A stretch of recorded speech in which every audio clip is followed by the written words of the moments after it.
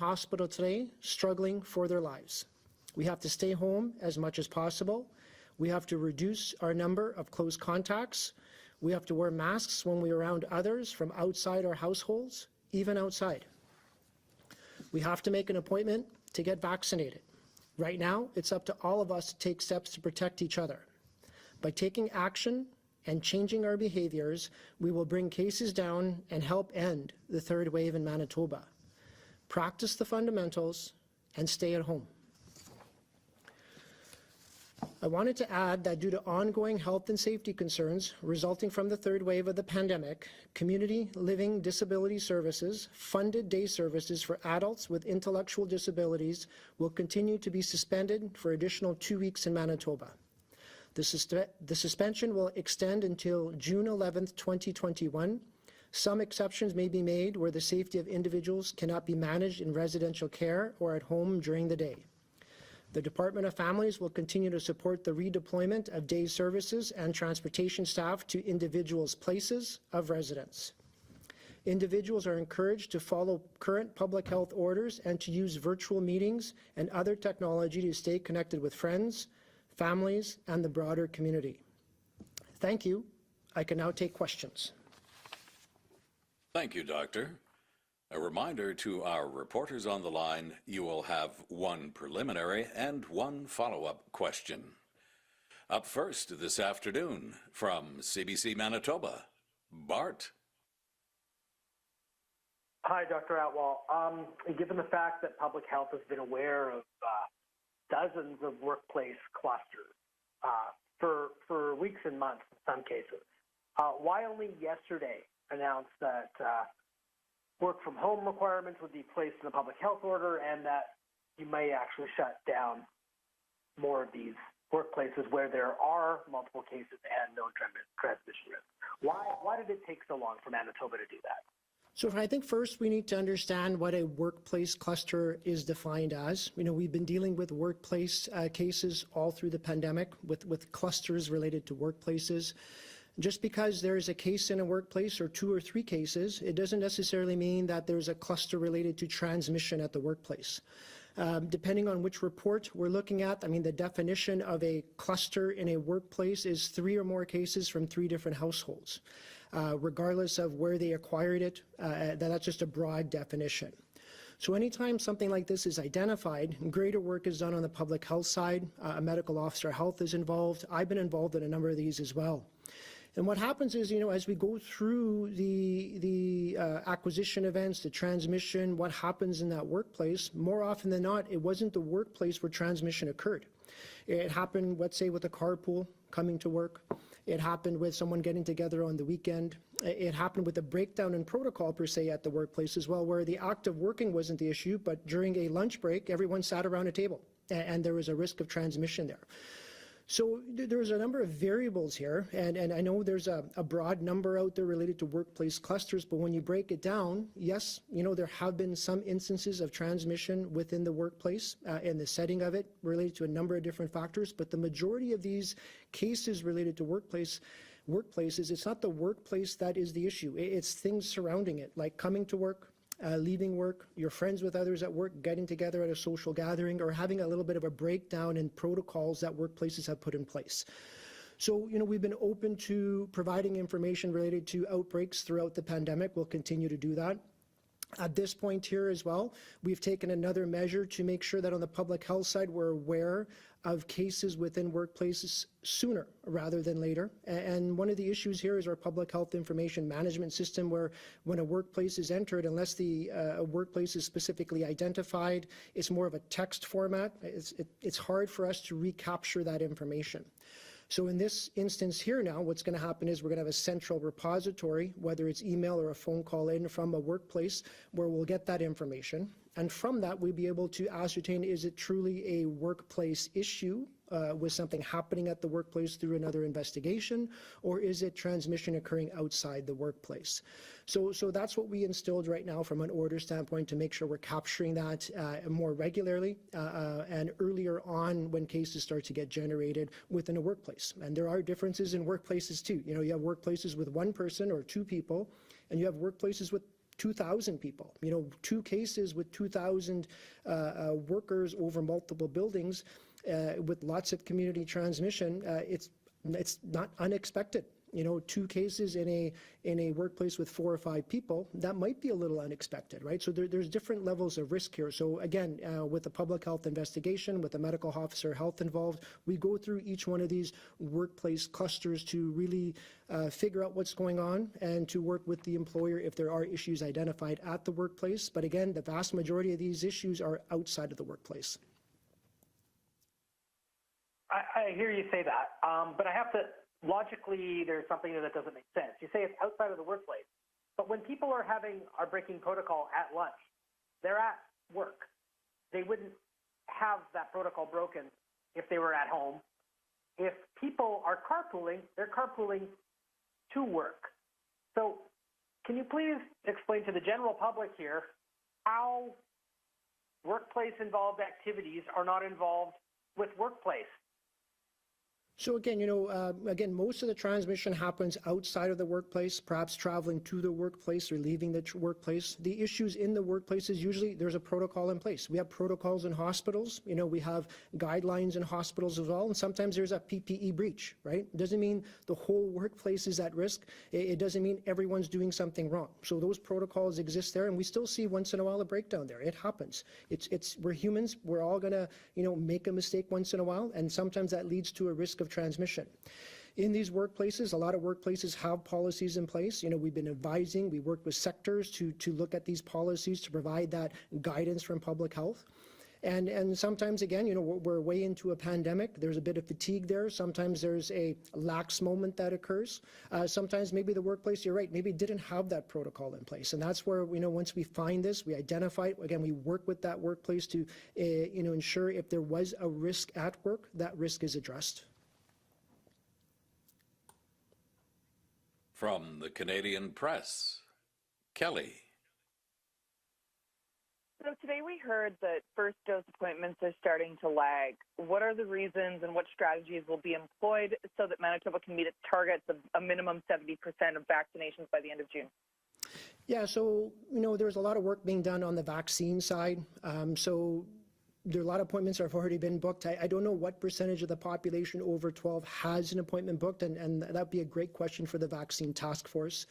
There's still appointments being booked, obviously. They might be a little bit slower than they were in the past, but there's still lots of appointments being booked. We've opened up second dosing appointments as well for individuals, and that started for those who had their first vaccine prior to April 3rd to start booking for your second doses. We're working with communities. We're working to identify pockets or areas where there might be a lower vaccine uptake and look at some strategic measures to provide vaccine a bit more locally, to work with local leaders, to work with local populations to see if we could improve vaccine uptake as well, to get that vaccine uptake. Because it might be an accessibility issue. Right? It might be an awareness issue as well. So there's lots of potential gaps here that we're going to work with community leaders and communities in general to try to get more vaccine out to more of the population and to target those areas where there's perhaps less vaccine uptake than expected. And there's expected to be another rally today of people gathering together. What do you have to say to the people attending these kinds of events, even now as, we have another big day of cases and hospitals are on the cusp of being overwhelmed? Yeah, I think people attending rallies or organizing rallies have to maybe open their eyes a little bit here, right? Our acute care system is really struggling. We have, as of this morning, I believe the number is 26 people in intensive care out of the province. We've got 69 people in our own ICU, and we've got 312 people in our hospitals in Manitoba. We've got 94 or 95 Manitobans in an ICU situation, whether you're in Manitoba or another province right now. Those are real numbers. Those are real people. We know how this virus transmits. We know that there's risk there for hospitalizations. We're seeing younger individuals hospitalized. We're seeing younger individuals in the ICU. We're seeing those with really no medical problems as well, not only hospitalized, but in the ICU. So I think, we really need to understand the risk here with COVID. We're 15 months into it. We have our own data. We are shipping people out of the province for care. We have canceled thousands of surgeries. People with significant medical conditions are being delayed surgeries because we need the staff to help out all these COVID patients. So having a rally poses risk. You know, having a bunch of people come together poses risk. It's potential for that super spreader event. It's a potential to generate cases where right now we don't need to generate more cases. We don't need to generate more hospitalizations, and we're trying everything that we can to prevent that from happening. So I really encourage, you know, these individuals to think twice about what they're doing. You know, this is impacting Manitobans. This is going to impact your friend, your neighbor, perhaps a family member from getting the care that they need locally. So really take that into account. If you're going to protest, protest virtually. I'm not saying don't protest. I'm not saying that's not your right. But to do it with others in a live situation poses risk, and we need to mitigate that risk. From CTV Winnipeg, Michelle. Hi, Dr. Atwal. I'm wondering a little bit more about the workplace transmission. Unless you have a stay-at-home order, people might feel the need to go to work, or they feel obligated to still go to work if you know their workplace is still letting them do that. So why not have a stay-at-home order? Why are we kind of stopping a little bit short of telling people to stay home? Well, I mean, our orders are essentially a stay-at-home order. They're not called stay-at-home orders, but it is essentially stay at home. Only go out for those essential things. You need something, send one person, go get what you need, come home. Don't do anything with any other household.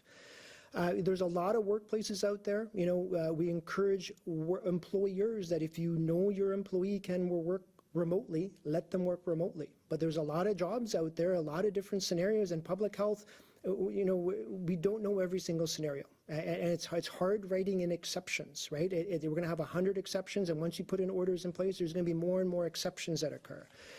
So, you know, we're asking, you know, Manitobans to work with their employer. We're asking the employers if it's reasonable that the work can be done at home, let employees work at home.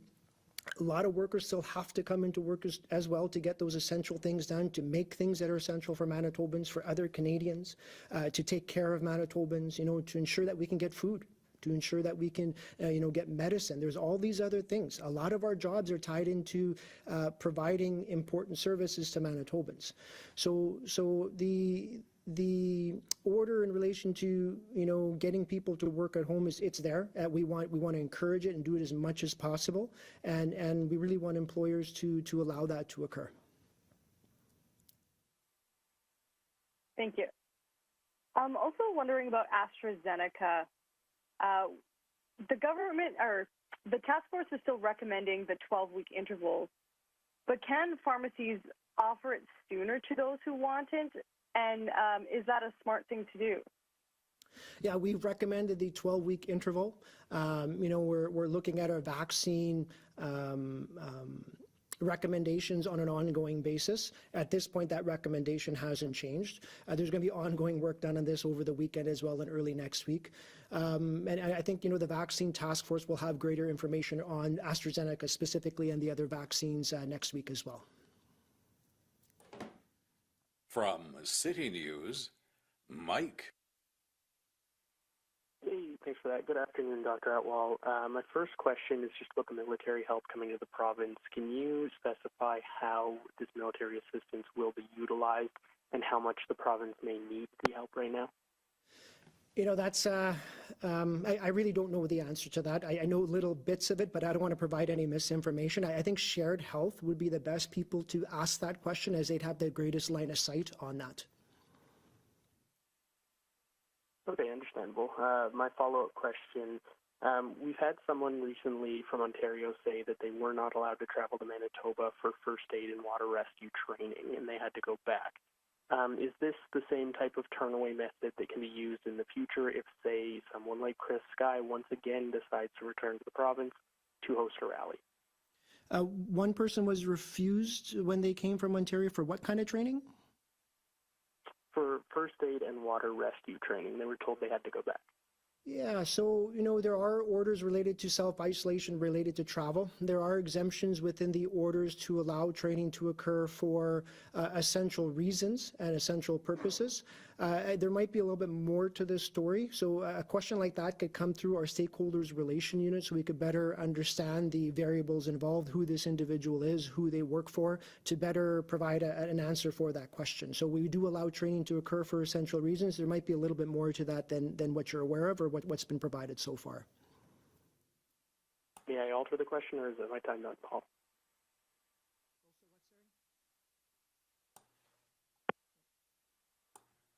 From CHVN, Taylor. Hi, good afternoon. How many cases have come from the workplace, and what kinds of workplaces are you seeing being the most common for having workplace transmission?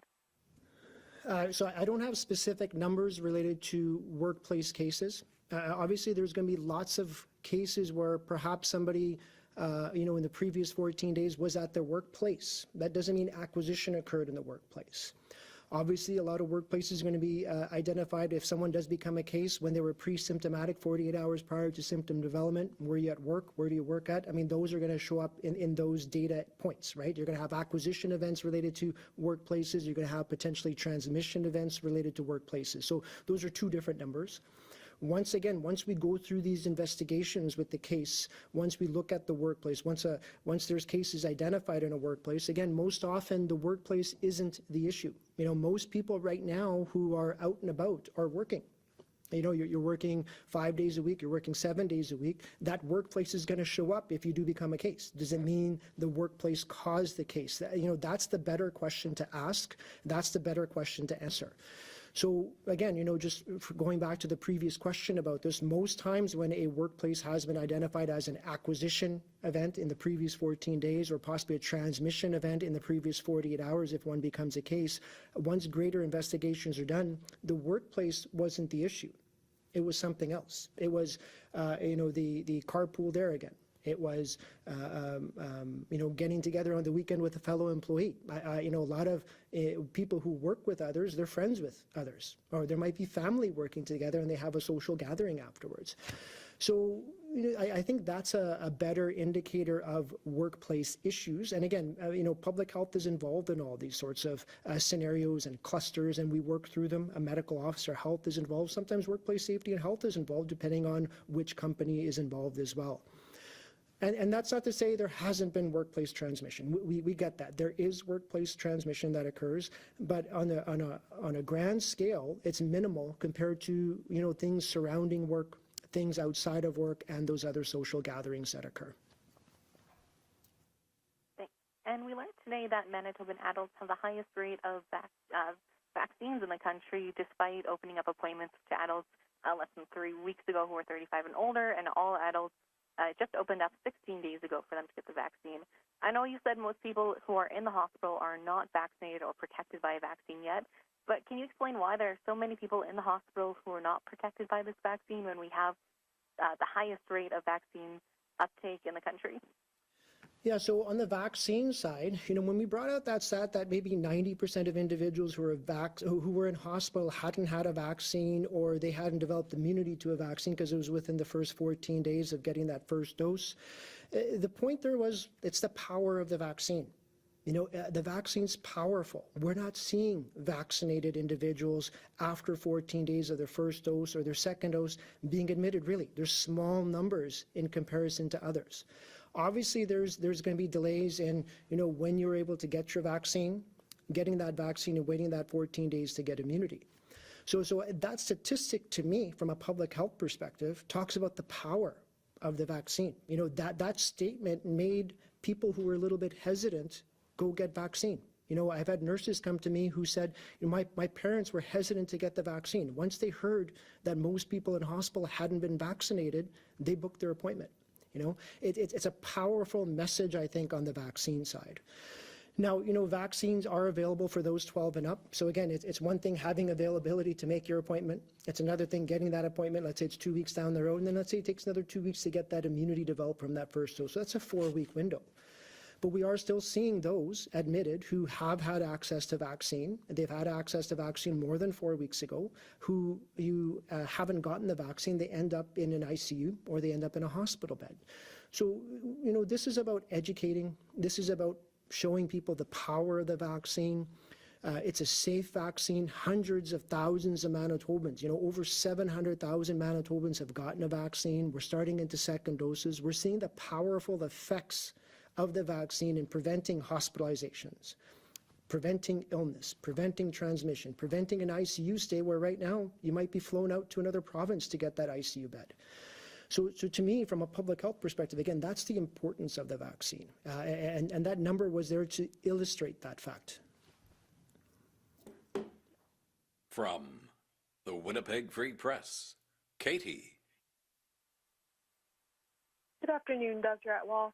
I'm a bit unclear on how the province is going to enforce any work from home requirements in the public health orders. How will you ensure employers are respecting the public health orders and, the requirements of their employees to stay home when they're sick? Yeah, I think a lot of employers, most people are good people. Right, most employers, most people who work for employees are working there not because it's a bad environment, it's a good environment. There's exceptions, I get it. I think people realize the seriousness of where we're at right now, and I think people are already working from home, right? So a lot of employers have allowed that to occur. The businesses are still running, they're managing. Some employers, they can't do that, right? But are there still some people perhaps who are coming to the workplace who could work from home? And that's where the employer needs to look at all their employees. If an employee feels like, hey, my job, I'm a desk job, I don't need to be at work, it's all computer-based, I could work from home, they should talk to their employer and see if they're able to make that transition to working from home. So, we're asking for employers to work with their employees to look at this. It's an important step here to, again, limit and mitigate spread of a virus. We want to, try to keep people as home as much as possible. And in some degree, you're right, we are trusting employers. But I think, like I said, most employers are good people, and I think everyone's going to do the right thing to make sure that they follow that order. Can public health make any recommendations about implementing paid sick leave as part of those orders? Well, the orders are in effect on Saturday at 12:01, right? So, I think, every effort should be made to make those allowances for employees if it is reasonable and deemed possible. From Global News, Joe. Afternoon, Dr. Atwal. So many in the business community would like to see a reopening plan. No one is calling for a reopening now or anytime soon or taking away from the seriousness of the current situation. They just want to, one, be able to get an idea of when they can start hiring staff, placing orders, and that type of thing. And two, it would even show that there's some hope while we go through these dark times. So what's the message to the business community? The hope is there for sure. We've sort of alluded to it before. We are in a bit of a tough state right now. Our case numbers, we've been, at the trailing 7-day averages of, mid to low 400s for, over 2 weeks now. We've got hospitalizations that'll still increase over the next week or two, and ICU visits. And we need people to bring those case numbers down. We need adherence to the orders, because otherwise, if we continue to generate cases at this level, it's going to be even more impactful in the acute care system, right? So, we are discussing that at Public Health. We have some ideas. I think we've seen other jurisdictions provide some high-level guidance in relation to a reopening strategy. I think ours is going to look similar. The numbers might look different, but the principles are there. We got into the third wave later than other provinces, quite a bit later, and they're coming out of their third wave now.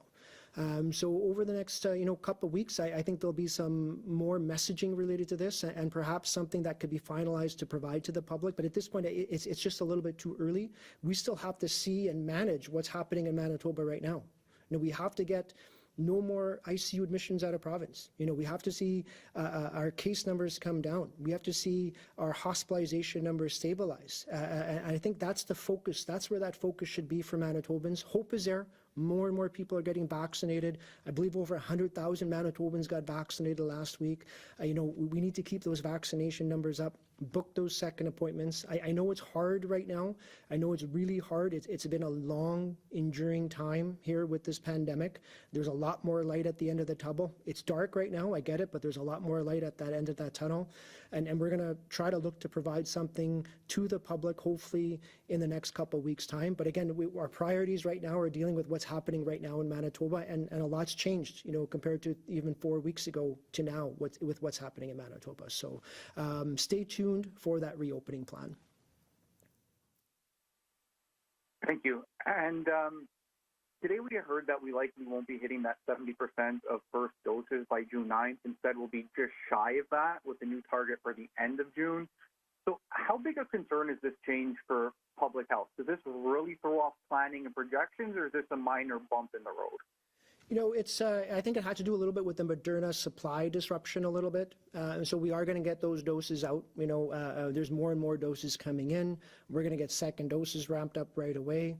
I don't think this is a significant impact on what happens from a public health perspective. It's a delay of, let's say, maybe a week or 10 days in relation to the number of vaccines put out. I don't know the exact number. I'm just using that as a reference point. A week in a pandemic doesn't mean much, when we're trying to look at getting out of a pandemic.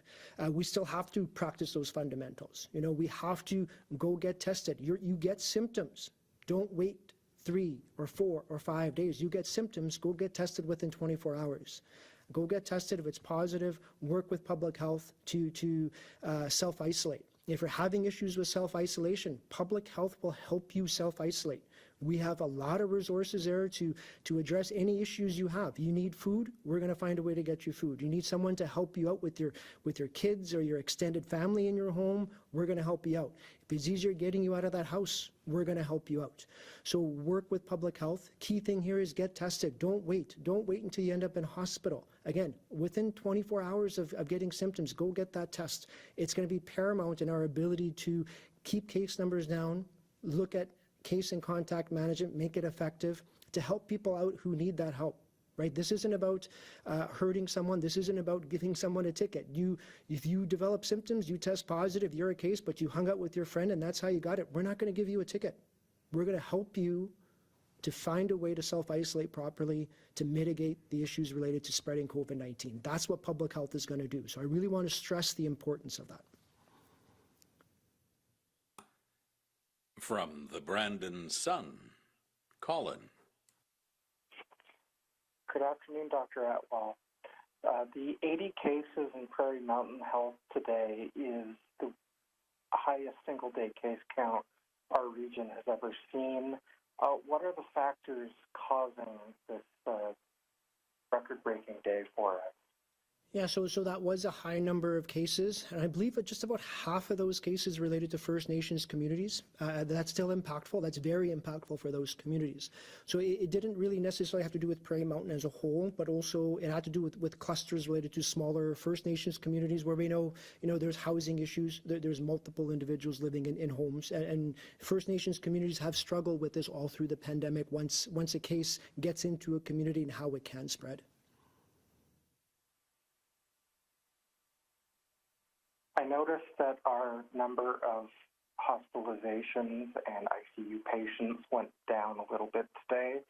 Do you believe that this is a start of a positive trend, or is it too early to get our hopes up that the strain on our hospital system and our healthcare system is lessening? Yeah, so, in total, we actually have 95 in ICU, right? So that includes 69 in Manitoba plus another 26 out of province.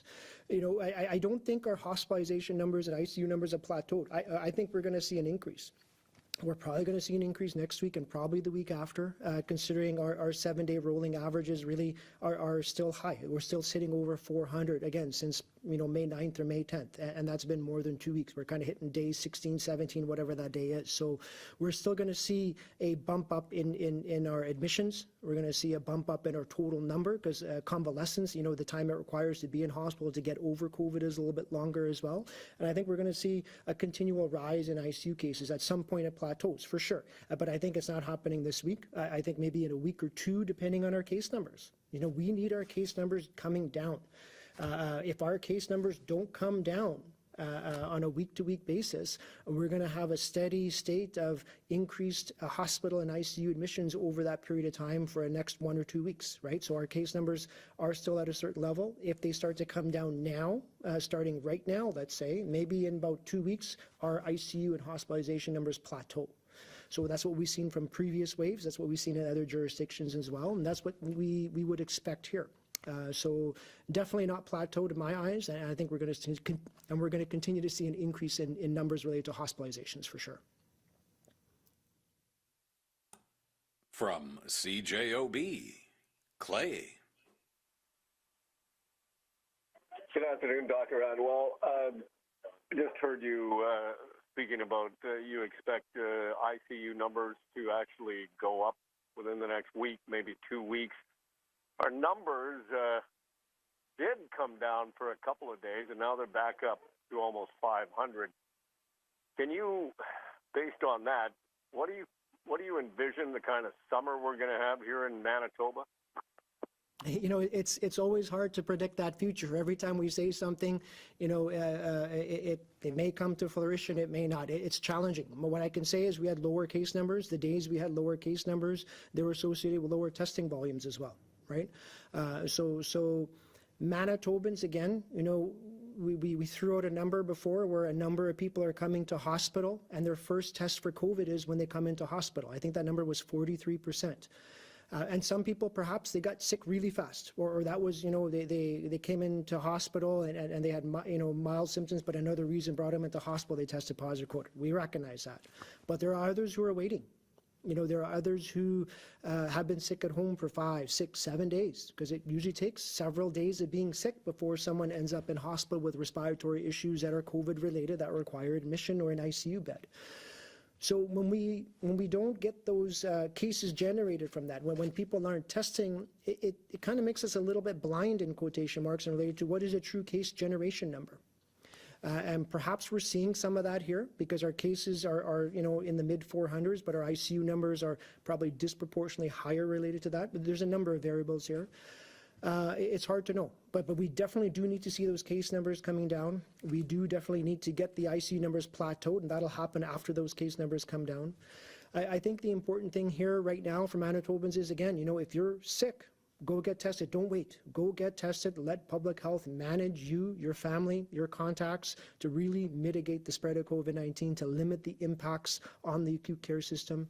When you're identified as a case or a contact, you're going to get regular phone calls from public health to see how you're doing. It might mean, better care if you are getting sick, right? If you are getting sick, we're going to send someone over perhaps, or we're going to tell you to come in and get care sooner rather than later. So work with public health, work with the orders, work with the messaging, and that's how we're going to get out of this third wave right now. How long this lasts, what does summer look like, that's a tough question. And that's a tough question for a various number of reasons, because there's going to be impacts on our acute care system, after our case numbers come down. So we're hoping for some sort of resemblance of a bit of a normal summer, for sure. I think we're all hoping for that. Things change rapidly, so we're going to know week by week a better idea of where our case numbers are, hospitalization numbers, our ICU numbers.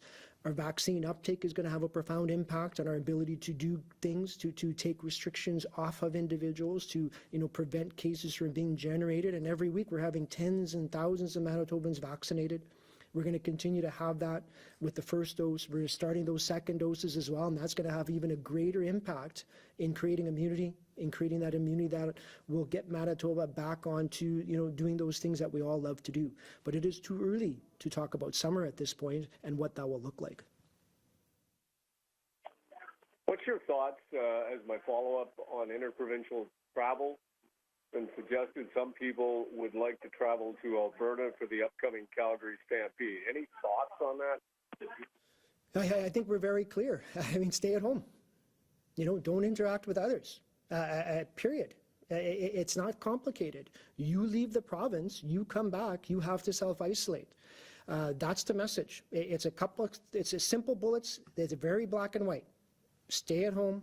I mean, that's my message to them. I find it amazing that people want to put themselves at risk, their families at risk right now, and bring something back for non-essential travel reasons, right?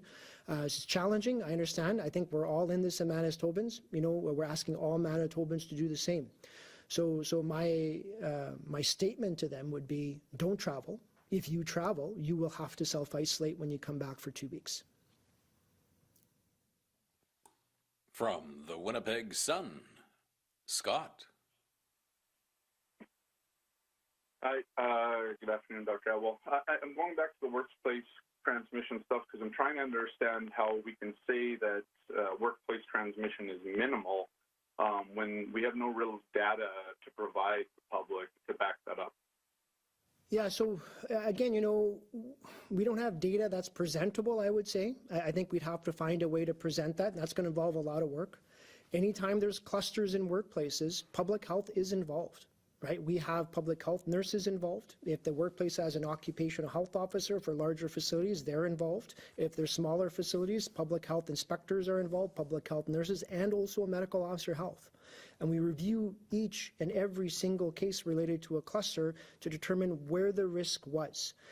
Do we compile that data in a fashion that's presentable? And the answer at this point, to best of my knowledge, is no. We're trying to find a way to do that. It's going to involve a lot of work, and there's a lot of other priorities that we have right now. So we're going to try to figure out a way to present that.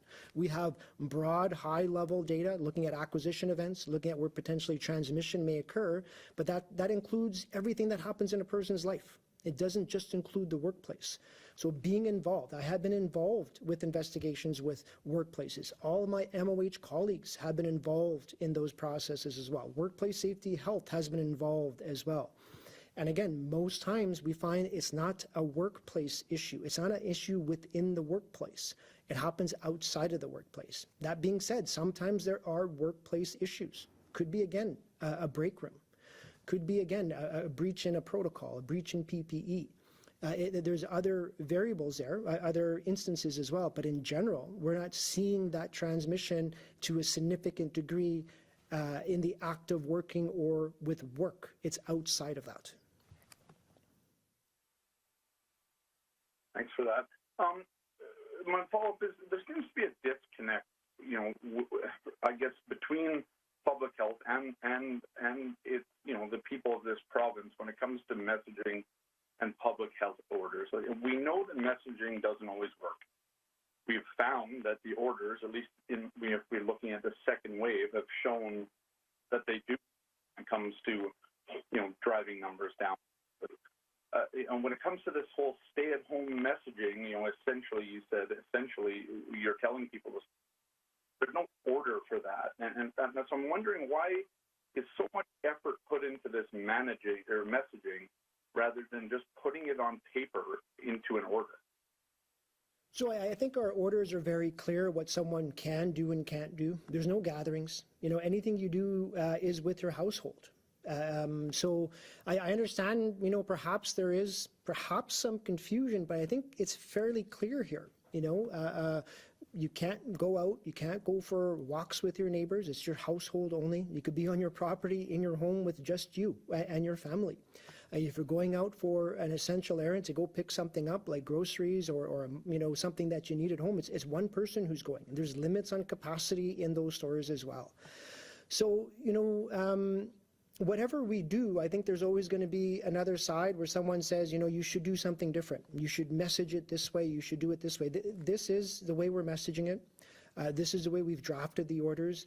There really isn't, it is a stay-at-home order essentially without actually saying stay-at-home order. It could say stay-at-home order and have all these exceptions attached to it, but we've crafted the orders where they are essentially stay-at-home orders. So, the messages, the orders essentially are stay at home, only leave for an essential errand, and don't interact with anyone. If you go through the orders, that's what it states. If you're listening to the messaging, that's what we're messaging. It's fairly clear from that side. From the Neepawa Banner, Ken. Hi, Dr. Atwal, and good afternoon to you, sir. Wondering we've had a group of doctors and a number of other people have been asking for a stricter or total lockdown. What do you think that means, and is it being considered? Yeah, I think we've sort of discussed the orders. You know, this is essentially a lockdown. You know, you could term it a lockdown, you could term it a stay-at-home order, you could term it something different. You know, the orders allow people to do very little. Again, the orders only allow you to do something with you, yourself, and your household. That's it.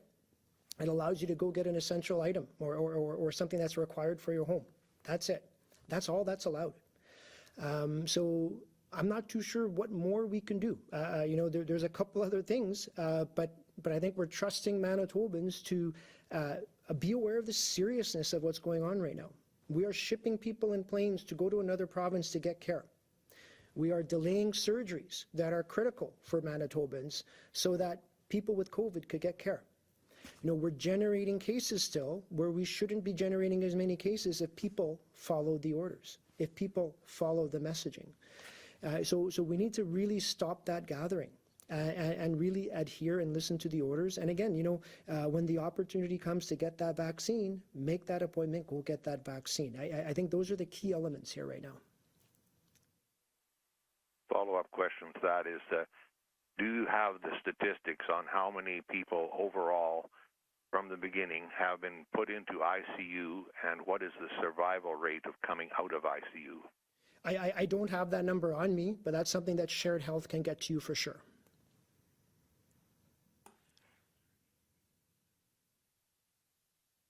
From CBC National News, Cameron. Hi, Dr. Atwal. Just want to kind of go a little deeper on workplace transmission. We'd like you to clarify a bit more here. You know, over the last several weeks, we've heard from yourself, Dr. Rusin, warning about the trajectory that this province is on, and, you know, we followed a bad trajectory here. So why has it taken 14 months to come up with guidelines for workplace clusters?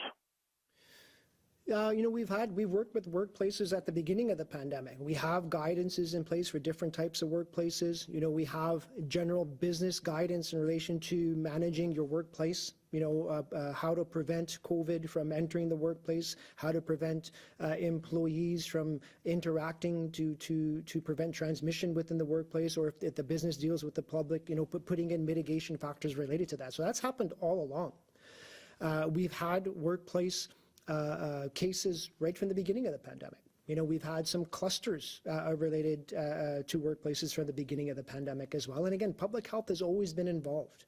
You know, once we see multiple cases in a workplace, there's definitely a greater work done on the public health side to ascertain what's happening at that workplace. So it's not that it never happened. I think maybe it's just sort of hitting the news right now. You know, I'm not too sure, but we've always been involved. We've always worked with employers. We've always worked with these businesses. We've also worked with business sectors and people who represent business sectors in providing information, providing ways to mitigate COVID-19 issues. And then when those businesses are impacted with COVID-19, whether it's a direct impact with transmission occurring in the workplace or outside of the workplace, which we don't know right off the bat, we still have to do that investigation, then we work with them directly as well. So we've always been involved, we are involved, and we're going to continue to be involved. So, framed another way then, why didn't we do this after we saw clusters in places like Maple Leaf, Excelder? In retrospect, would it have been a more useful tool to have the tools to shut a place down like we have now earlier? Well, public health has always had that ability to look at a health hazard order, emergency health hazard order to shut something down if it was felt it was a hazard to the public or a hazard to employees, let's say. With outbreaks in different facilities, businesses, again, we were involved with those businesses. What this is doing here, what this order is doing is, once 2 cases are identified in a business, we're going to get a call or we're going to get an email. So we're going to be a little bit more aware earlier on. So the way we collect public health information is we do collect where somebody works. Now you've got to imagine hundreds of people entering information into a text form in a computer. When you write down business X, and let's say there's 100 other businesses named X in Manitoba, it might not, it doesn't connect it with another business named X unless we go down and actually put in the address, or you know, sometimes people don't know the address, so they say it's at the corner of these 2 streets, that's where I work, or that's where I've been. So this allows us to learn about cases that might be a cluster, so in a business sooner, right? Rather than, let's say, several days later or even a week later, depending on how information is coming in. And we have different people all through the province working on case management, right? So you might be a public health nurse in the Northern Health Region, but because most of the cases right now are being generated in Winnipeg, you might be providing a case investigation to someone in Winnipeg, right? So there's these data systems that really don't talk that well together. So this will allow us to learn about cases in a workplace earlier rather than later, so we're better able to determine what the risk is and get involved earlier rather than later.